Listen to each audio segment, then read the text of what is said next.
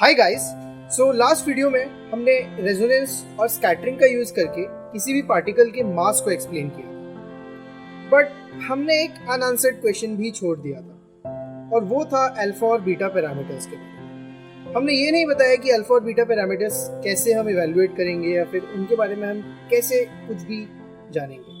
हमने सिर्फ उनको यूज किया था उस वीडियो में। तो इस वीडियो में हम इसी चीज़ को एक्सप्लेन करेंगे कि अल्फा और बीटा पैरामीटर्स को हम किस तरीके से इवैल्यूएट कर सकते हैं। तो इस चीज़ को एक्सप्लेन करने के लिए हमें यूज़ करना पड़ेगा कॉम्प्लेक्स नंबर्स का।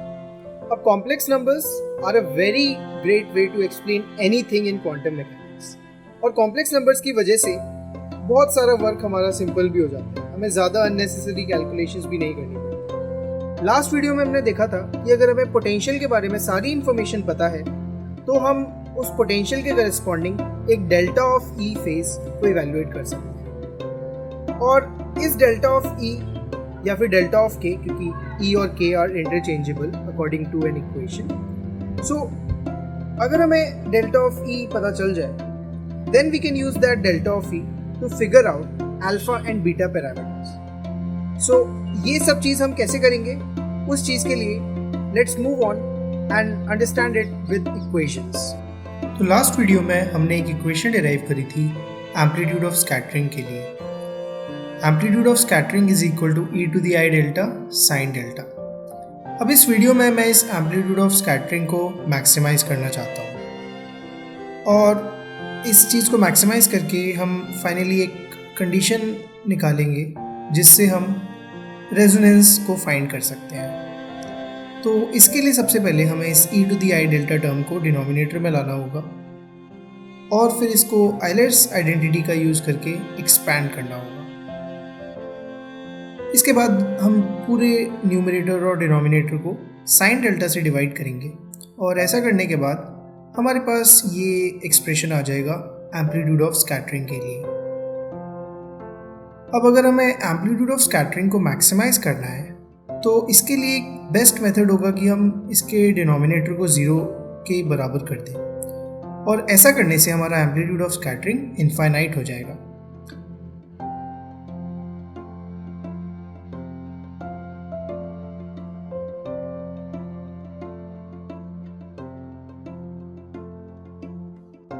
अब ये जो कंडीशन हमें देखने को मिल रही है tan delta is equal to negative i, ये कंडीशन एक जनरल कंडीशन है टू फाइंड रेजोनेंस। इस कंडीशन का यूज़ करके हम किसी भी पोटेंशियल के लिए रेजोनेंस के पॉइंट्स फाइंड आउट कर सकते हैं। अब हमने पिछले वीडियो में एक सिंपल मॉडल भी पढ़ा था रेजोनेंस के लिए और वो था tan delta is equal to beta over alpha minus k. अब इस चीज़ को जब हम यूज़ करके कॉट डेल्टा निकालेंगे तो वो tan डेल्टा का इन्वर्स हो जाएगा और वो हो जाएगा अल्फा माइनस के अपॉन बीटा। और इस चीज़ को जब हम एम्पलीट्यूड ऑफ स्कैटरिंग के एक्सप्रेशन में डालेंगे तो हमें एम्पलीट्यूड ऑफ स्कैटरिंग के लिए एक सिंपल फंक्शन मिल जाएगा। तो अगर आपको रेजोनेंस के पॉइंट्स फाइंड आउट करने हैं तो उसके लिए एक सिंपल मॉडल जो हमने लास्ट वीडियो में पढ़ा था tan delta is equal to beta over alpha minus k, इसको हम नेगेटिव आयोटा के बराबर करेंगे और यहाँ से जब हम k की वैल्यू सॉल्व करेंगे तो वो आ जाएगी अल्फा माइनस बीटा आयोटा। तो ये जो कॉम्प्लेक्स नंबर है, ये कॉम्प्लेक्स नंबर उस k की वैल्यू है जिस k पे हमें रेजोनेंस देखने को मिलेगा। रियल में तो इसका रियल पार्ट ही वेव नंबर होगा, बट इसका इमेजिनरी पार्ट बीटा जो है वो भी एक यूज़फुल क्वांटिटी है क्योंकि बीटा का यूज़ करके हमने एक रेजोनेंस को मॉडल किया है। तो इस स्कैटरिंग एम्पलीट्यूड को विजुलाइज करने के लिए, जैसे कि हमने लास्ट वीडियो में किया था, हमने एक डिस्ट्रीब्यूशन बनाया था दैट वाज कॉल्ड ब्रेट-विग्नर डिस्ट्रीब्यूशन।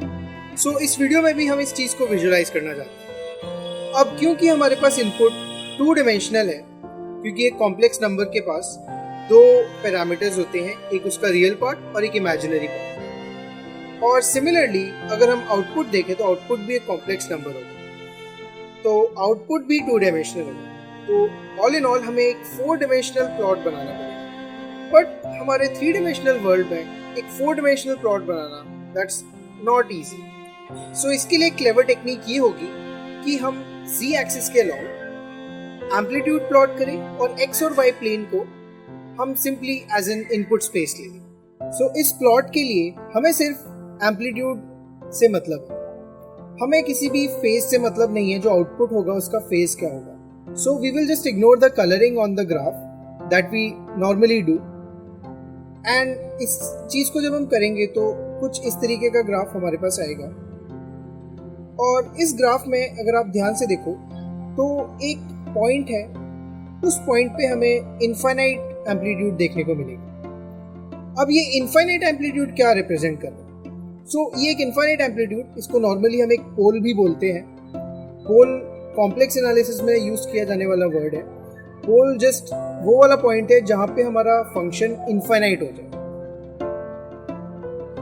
सो ये जो पॉइंट है जहां पे हमारा फंक्शन इनफाइनाइट हो गया, इस पॉइंट को हम यूज करेंगे टू फाइंड रेजोनेंस। और हमने पहले बोला भी था कि जब जब tan delta is equal to negative iota होगा तब हमारे पास एक रेजोनेंस होगा। और क्योंकि हमने डेल्टा को इवेल्युएट करने के बहुत सारे मेथड्स देख रखे हैं, delta is a function of के, तो डेल्टा ऑफ के हम इससे इवेल्युएट कर सकते हैं tan inverse of negative iota. अब ऑब्वियसली ये एक कॉम्प्लेक्स नंबर होगा, बट स्टिल हम कुछ इंफॉर्मेशन ले पाए। और क्योंकि हमने पहले ही एक पोटेंशियल के अकॉर्डिंग डेल्टा ऑफ के को इवेल्युएट कर रखा है एज अ फंक्शन ऑफ के, सो हम इन दोनों वैल्यूज को इवेल्युएट करेंगे और इक्वेट करेंगे।